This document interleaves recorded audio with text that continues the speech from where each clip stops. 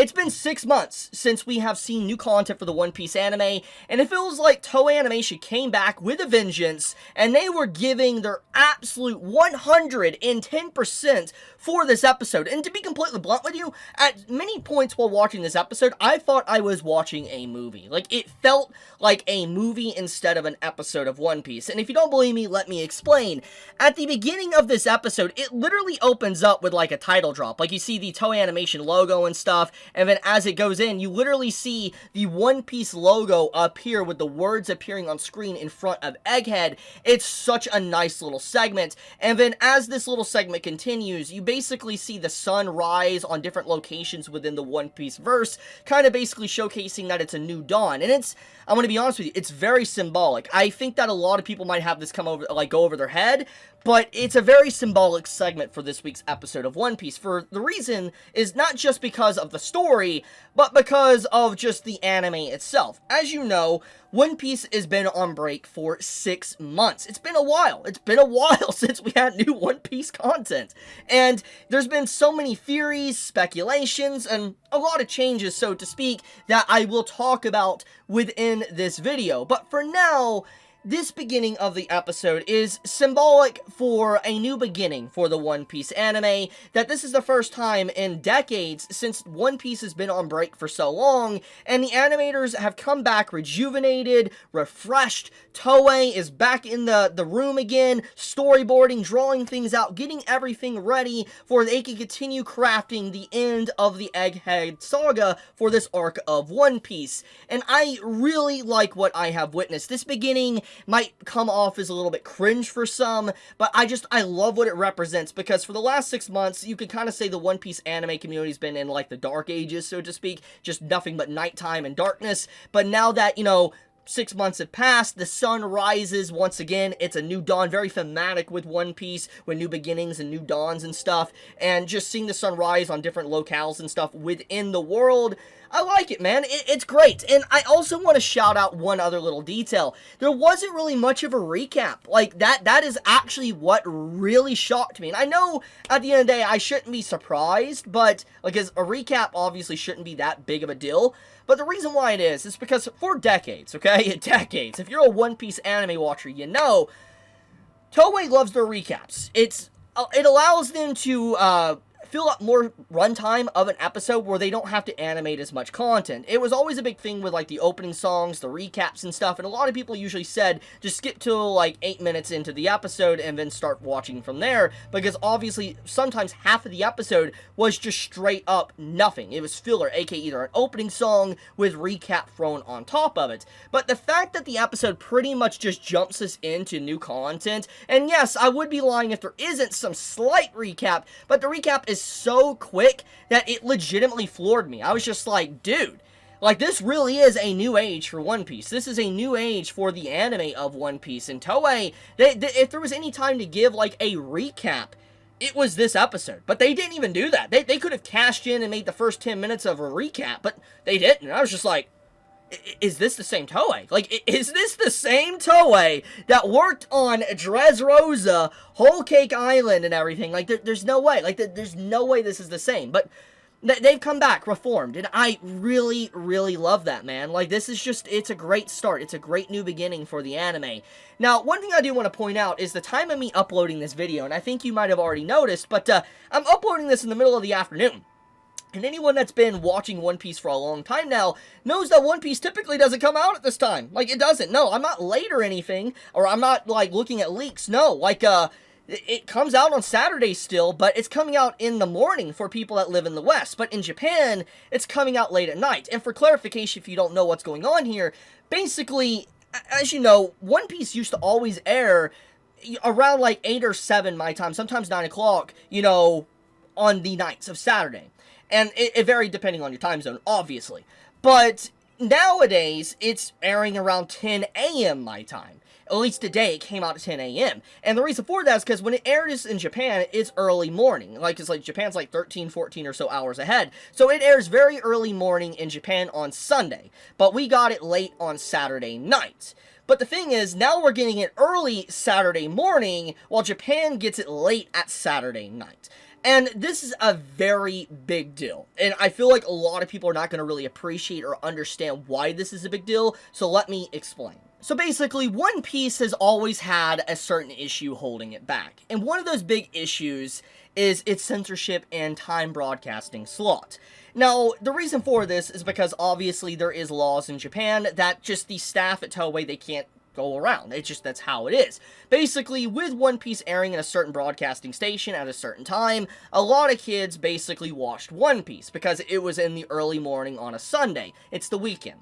So they could not necessarily show as much violence or blood or anything that the manga would do, or what One Piece typically should be able to be capable of. So they had to censor things. Usually what would turn out to be a lot of blood on a character was more or less toned down to be nothing but scrapes, tiny little scrapes or smudges, and you can see that here. But obviously with the transition into a late night broadcasting section for the anime in Japan, it means that they are now going to be capable of showing a lot more blood, a lot more wounds and damage on the characters, outfit damage, and it's not going to necessarily be extremely toned down as it was for these last few decades, or at least the last decade. And I think that this is an incredible change. The broadcasting slot change is definitely going to be a huge boon to anime watchers and Toei, and the freelancers and anyone that works on the project to be able to flex their overall skills and actually bring to life what One Piece actually should be able to look like in an anime setting. But also, another big boon is that we get to watch it a lot earlier, technically. I mean, anyone that's in the West, we get to watch it now early in the morning instead of having to wait late at night. So yeah, that's already a win in my book, just that alone. But the fact that we have a broadcasting slot change that will allow them to be a little bit more uncensored, they will have that flexibility, it's a win. But obviously, there's a lot more to really talk about than besides that. We also got to talk about the other elephant in the room, the other big change, and that is the VA of Franky. I think, in general, there's going to be a lot of complaints about this, but I just, let's get right into it, because, you know, I've seen some complaints already on the timeline. So basically, this is the voice acting of Franky, the new VA that has replaced Yao. I'll let you hear it for yourself, and we'll get right into it. Wait, I'll go again for you can hear it. And this is what Franky sounds like in the past, before this episode, okay? Good smell, flavor. You can already see very key differences, very, very distinct differences in the voice acting between the original Franky and then our new Franky. They do not sound the same at all. They are completely different. And for those that are not in the know or don't know what's exactly going on here, if you felt Franky sounded off, it's because Yao, the OG of Franky, he had to step down. He wasn't forced to step down. Like, nobody told him at the production or, you know, the time slot broadcasting stations, the animators, etc. Nobody told him to step down. From everything we know of, he willingly stepped down himself because he realized he could not offer the same type of energy, love, and passion into the role. Not because he grew bored of Franky, but because he has been getting old. He has been getting very old, he's been getting sickish, kind of, and his voice is just degraded in quality. And it's a very harsh and sad thing to say, but I have a video that I talked about a few months back of this when the announcement was made, but there is a very obvious, you know, degradation in his voice from when he started to where he's at now in the last few years. So him making the conscious decision to step down shows a lot of different things about him as an individual. The VA, what I mean, it shows that he is obviously very passionate and loves One Piece and he loves the character Franky, but he also knows when it's time to put up the coat and be able to step away, to allow someone to be able to voice the role that could put a lot more energy and love into it than he clearly cannot do at this moment because he has gotten old. And it's the sad reality of life that aging just affects everyone. You can't escape it, you can try to run from it, but it just arrives. It's just nothing you can really do about the whole situation, and it's very heartbreaking and sad. It's just like, you got to imagine the emotional weight of being someone to have to come to terms with. You can't voice a character anymore because you become so old, and you can't put the same energy into it anymore. And so he had to step down, and it was a very emotional moment, not just for him, but the entire One Piece community, and everybody everybody involved, honestly, because you gotta imagine, this is a man that's been in a voice acting booth, just voice acting Franky for basically decades. And imagine being told, or finding out that, yeah, the day is your last day to voice this character, and that is it. It doesn't just affect him. Obviously, everyone that's been voicing the characters, like Luffy's VA, etc., is going to be very sad to see him go. And it's sad he couldn't make it to the end of the journey, the end of One Piece, to be able to voice the final lines of Franky as a character. But obviously, we're never going to get that, which is the harsh reality of life. Which gets into the new VA. The new VA that is now voicing Franky has been mentored, according to Yao, saying that he has been purposely mentoring him, making sure that he is ready for the job to voice the character Franky, and more or less, he went in with full confidence that he could do it. And so when you hear this voice acting clip of the new Franky, obviously it's very different from what you would expect. It does not sound like him. But I think that's the point, and let's talk about that. I think the very point here, you can go in two different ways. And one point, I see why people are upset that the new VA is not trying to mimic the OG voice, because obviously it's so iconic, and just is so recognizable. It feels like such a waste to just have to get used to a new Franky that legitimately just doesn't sound like anything like him up to this very point. Over 1,000 episodes, basically. It's weird. It's a very weird feeling.